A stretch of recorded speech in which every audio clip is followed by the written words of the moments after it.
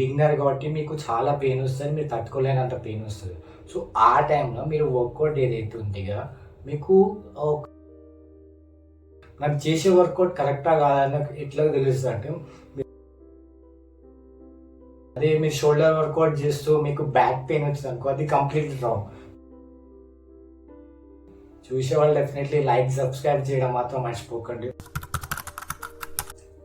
So hello guys అందరికి. So అందరిలో మళ్ళీ సోరేష్ కంటెంట్ వచ్చేసి ఏంటంటే, బేసికల్లీ బిగినర్స్ ఎవరైతే ఉంటారో జిమ్ స్టార్ట్ చేసేవాళ్ళు వాళ్ళకి కామన్లీ కొన్ని డౌట్స్ వస్తాయి. సో ఫస్ట్ థింగ్ వచ్చేసి ఏంటంటే, నార్మల్గా ఎప్పుడైతే జిమ్ స్టార్ట్ చేస్తారో ఆ టైంలో వాళ్ళకి ఎక్విప్మెంట్స్తో స్టార్ట్ చేస్తే బెటర్ ఉంటాయి, లేదంటే డైరెక్ట్గా వెయిట్ లిఫ్ట్ చేస్తే వాళ్ళకి ఎఫెక్ట్ చూపిస్తా అని ఒక థాట్ ఒకటి వస్తుంది. అండ్ సెకండ్ వన్, మనం చేసే వర్కౌట్ ఎంతసేపు చేయాలి అండ్ చేసే వర్కౌట్ కరెక్టా కాదా అనేది మనకి ఎట్లా తెలుసు అనే ఒక బిగినర్స్కి చాలా వరకు డౌట్ వస్తుంది. అండ్ నెక్స్ట్ వన్, మీరు వర్కౌట్ చేసేటప్పుడు ప్రీ వర్కౌట్ అంటే ఫుడ్ ఎప్పుడైతే మీరు తీసుకుంటారో అది వర్కౌట్ చేసిన తర్వాత తీసుకోవడం బెటర్, తీసుకోక ముందు చేయడం బెటర్ అనేది ఒక డౌట్ ఉంటుంది. సో దాని గురించి ఎక్స్ప్లెయిన్ చేయకుండా చూసాను లాస్ట్ వరకు. కామన్లీ వచ్చే డౌట్స్ ఏవైతే ఉన్నాయో వాటి గురించి బ్రీఫ్లీ ఎక్స్ప్లెనేషన్ ఇస్తున్నాను. సో ఇన్ఫర్మేటివ్ ఉంటుంది, ఇంట్రెస్టింగ్ ఉంటుంది, లాస్ట్ వరకు చూసేయండి. సో ఫస్ట్ థింగ్ వచ్చేసి ఏంటంటే, ఎక్విప్మెంట్స్తో స్టార్ట్ చేసే బెటరా లేదంటే వెయిట్ లిఫ్ట్ చేసాం బెటరా? So first of all equipments అంటే మీకు తెలియాలి. ఎక్విప్మెంట్స్ ఇన్ ద సెన్స్, మీరు జిమ్ స్టార్ట్ చేస్తారు కదా, ఆ టైంలో ఎవరైతే జిమ్ ట్రైనర్ ఉంటారో వాళ్ళు డైరెక్ట్గా మీకు అంటే weights in the sense dumbbells, plates అవి ఉంటాయి చూసినారా. సో అవి మీకు డైరెక్ట్గా ఇవ్వరు, బికాజ్ మీ యొక్క హ్యాండ్లో ఈక్వల్ పవర్ అనేది ఆ టైంలో ఉండదు. అండ్ మీ హ్యాండ్లో ఉన్న ఈక్వల్ పవర్ని స్టేబుల్ చేయని కానీ మీకు స్టార్టింగ్లో మీకు మషిన్స్తో స్టార్ట్ చేపిస్తారు. బికాస్ మషిన్స్ ఏవైతే ఉంటాయి కదా, ఈక్వల్ లెవెల్లో మీ పవర్తోని మీరు ఏమంటారు వెయిట్ అనేది లిఫ్ట్ చేయొచ్చు. అప్పుడు మీకు ఒక స్టెబిలిటీ వస్తుంది మీ హ్యాండ్. సో ఆ టైంలో మీకు ఎప్పుడైతే స్టెబిలిటీ వస్తుందో ఆ తర్వాతనే మీకు మెల్లమెల్లగా వెయిట్ లిఫ్ట్ చేయడం అనేది బెటర్ ఉంటుంది. బికాజ్ మీరు డైరెక్ట్గానే డంబుల్ లిఫ్ట్ చేయడం లేదంటే బెంచ్ ప్రెస్, మీకు బెంచ్ ప్రెస్ ఒకవేళ జిమ్కి వెళ్ళే వాళ్ళు ఎవరైతే ఉంటాయి కదా వాళ్ళకి బెంచ్ ప్రెస్ తెలుసుంటాయి. సో రాడ్, సో అలాంటి ఎప్పుడైతే లిఫ్ట్ చేస్తారో డైరెక్ట్గా ఎక్విప్మెంట్స్తో కాకుండా మీరు డైరెక్ట్గానే వెయిట్స్ ఎప్పుడైతే లిఫ్ట్ చేస్తారో మీకు సివియర్గా ఇంజురీస్ అయ్యే ఛాన్సెస్ ఉంటాయి. ఇంజురీస్ ఇన్ ద సెన్స్, మీరు డైరెక్ట్గా డంబుల్ లిఫ్ట్ చేయడం వల్ల ఒక్కొక్కసారి మీకు షోల్డర్ వర్కౌట్ చేసేటప్పుడు మీకు షోల్డర్ ఇంజురీ అవ్వడం, సో అలాంటివి చాలా వరకు ఉంటాయి కదా. సో బేసికలీ అదొక మెయిన్ ఇష్యూ.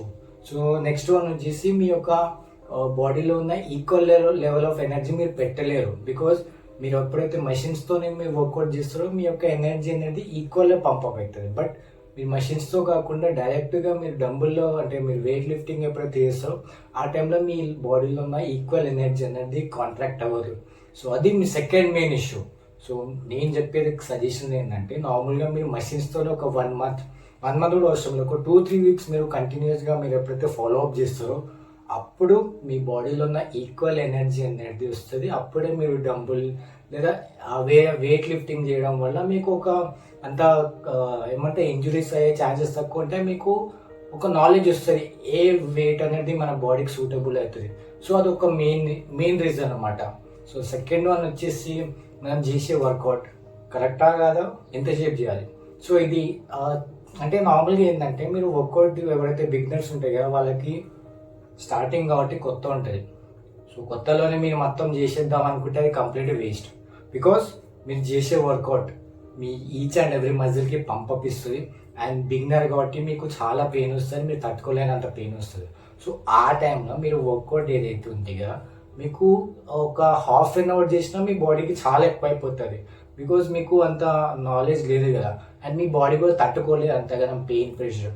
సో అప్పుడు మీరు ఒక 1/2 hour వర్కౌట్ చేసినా మీ బాడీకి ఏమంటారు పంపప్ దొరుకుతుంది.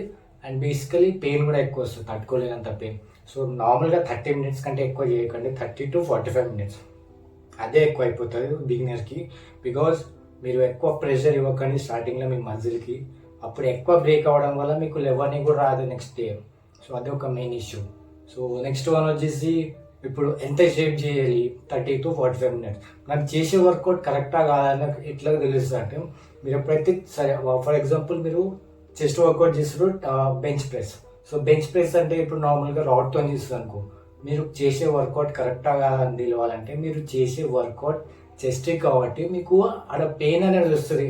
మీ చెస్ట్ అనేది ఒక పంపప్ అయినట్టు మీకు డెఫినెట్లీ ఒక ఫీల్ వస్తుంది మీరు వర్కౌట్ చేసేటప్పుడు. ఇప్పుడు మీరు ఒక చెస్ట్ ప్రెస్ కొట్టిరు, అయిపోయింది. మీరు ఎప్పుడైతే లేస్తారు కదా, మీ చెస్ట్ అనేది బల్కింగ్ అయినట్టు అనిపిస్తుంది. ఆ టైంలో మీకు ఏంటంటే పంపప్ అయినట్టు మీకు డెఫినెట్లీ అనిపిస్తుంది. ఒకవేళ మీరు షోల్డర్ వర్కౌట్ చేసిన అనుకోండి, సో షోల్డర్ ప్రెస్ చేసినప్పుడు డంబుల్తోని ఈడ చాలా పెయిన్ వస్తుంది. అదే మీరు షోల్డర్ వర్కౌట్ చేస్తూ మీకు బ్యాక్ పెయిన్ వచ్చింది అనుకో, అది కంప్లీట్ రాంగ్. మీరు షోల్డర్ వర్కౌట్ చేస్తే మీకు షోల్డర్ పెయినే రావాలి, అది మెయిన్ థింగ్.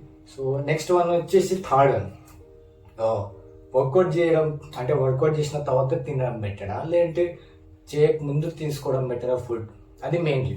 సో ఇలా మెయిన్లీ అంత ఏముండదు, బట్ వర్కౌట్ చేసే ముందు మీరు చిన్న నార్మల్గా కొంచెం జ్యూసెస్ లేదంటే బనానాస్, సో అలాంటివి ఏమంటారు లో క్యాలరీస్ ఉన్న ఫుడ్ తీసుకోండి, మంచి ప్రోటీన్ ఉండేటట్టు. అప్పుడు మీకు కొంచెం స్టెబిలిటీ ఉంటుంది, మీ లోపల ఉన్న ఎనర్జీ కాన్స్టెంట్ ఉంటుంది. సో ఎప్పుడైతే మీరు వర్కౌట్ చేస్తారో ఆ టైంలో కొంచెం ఒక 5 to 10 minutes టైం తీసుకోండి. ఎందుకంటే మీ బాడీ అనేది చాలా ప్రెషర్లో ఉన్నప్పుడు మీకు సఫోకేషన్ ఎక్కువ అవుతుంది. ఆ టైంలో మీరు ఎక్కువ కన్జ్యూమ్ చేస్తే మీకు బ్రీతింగ్ ఇష్యూస్ రావడం స్టార్ట్ అవుతుంది. బట్ ఒక 5 to 10 minutes మీ బాడీ అంతా స్టేబుల్ కండిషన్లో వచ్చినప్పుడు మీరు ఎప్పుడైతే ఫుడ్ తీసుకుంటారో అప్పుడు మీకు అంటే ప్రోటీన్ ఫుడ్ తీసుకుంటారో మీ మజిల్ బ్రేక్ అయిన మజిల్ అనేది డెఫినెట్లీ రీబిల్డ్ అవుతుంది కంప్లీట్గా. మీకు ఈచ్ అండ్ ఎవ్రీ మజిల్కి పంపప్ ఇచ్చి మీ వెయిట్ గెయిన్ కూడా డెఫినెట్లీ అవుతుంది. ఇది మెయిన్లీ. సో నార్మల్గా చాలా వరకు అయితే డౌట్స్ అయితే క్లియర్ చేసినాం. ఇంకేమైనా డౌట్ ఉంటే కమెంట్ బాక్స్లో మెన్షన్ చేయండి. చూసే వాళ్ళు డెఫినెట్లీ లైక్ సబ్స్క్రైబ్ చేయడం మాత్రం మర్చిపోకండి. సో చాలా వీడియోస్ చేస్తున్నాను, సో మీకు ఏందో నాకు అర్థమవుతుంది. రీసెంట్గా మళ్ళీ ఛానల్ అంతా డౌన్ అయిపోయింది. సో చూడని వాళ్ళు డెఫినెట్లీ చూడండి. సో సబ్స్క్రైబ్ లైక్ చేయడం మాత్రం మర్చిపోకండి. సో ఇక నెక్స్ట్ వీడియో వెళ్దామా. చలో బాయ్ అందరికీ.